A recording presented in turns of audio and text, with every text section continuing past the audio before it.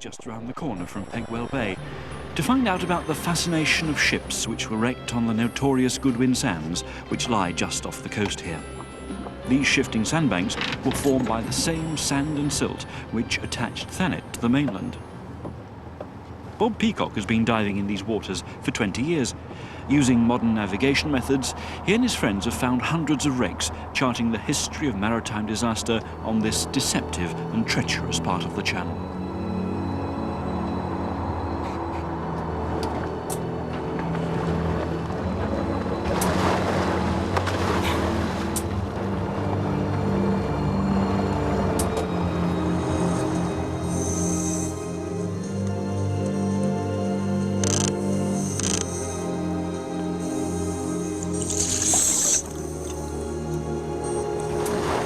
That's an orange bank that suddenly appeared. Oh, right. Yeah.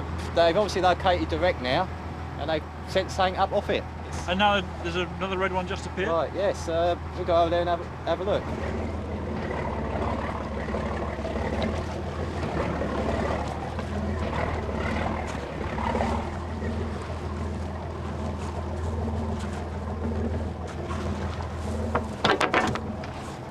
This is the kind of fishing I like. All right. Looks like a light. It's like Christmas every day. Those light fitting, is that? Yeah. Yeah. You can see the. And it's because these are brass that they've survived so long, is it? Yes, and it's still just spot. That's what happens. Yeah. Hang on. This one's got lighting on. Must be the crew's drink. What's it say? I think it's. Schnapps. Is that it? Schnapps aromatico. Schnapps aromatico. But it doesn't smell very aromatico any longer. Schiedam, which suggests it might be German or Dutch, perhaps, or something like that. Yeah. The divers are up now, so I've got to go. Oh yeah, the lads here, right? Yeah. They're both up.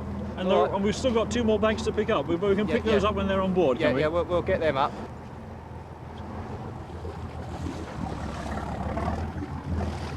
So what sort of dive was that? Visibility was quite poor. Poor? What do you mean by poor? About 8 inches. Little as that? Yeah, that's normal for the Goodwin sands. I mean, to get better visibility, you normally got to go further south or mid-channel. And it gets stirred up by the tide, does it? Yes, I mean, as you can see, the sandbanks are there, and the tide rips across these sandbanks and stirs the visibility up in the water. And how many wrecks are there on the Goodwin sands? There are actually 1,800 recorded wrecks in between 7 miles by 4 miles, which is the Goodwin sands here. Incredible number of wrecks in a very small area.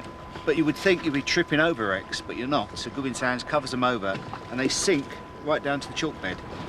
So the Goodwin sands are like quicksands. What you can see over there now is when the tide moves away and the sand gets hard, the ship will go aground on that, normally breaks its back. Then the tide comes up, the sand goes like quicksand, and the wreck will sink down until it hits the chalk bed.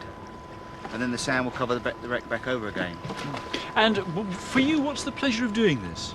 Is it the diving itself? Is it the discovery? Is it the history? It's the history more, I think. It's putting these artifacts and then thinking, piecing together a jigsaw puzzle, if you like. That's what we find exciting. And the unknown, because you never know every time you're diving what you're going to see or what you're going to find. Fascinating to think that the objects Bob and George have just brought from the seabed come from a warship lost in the Second World War.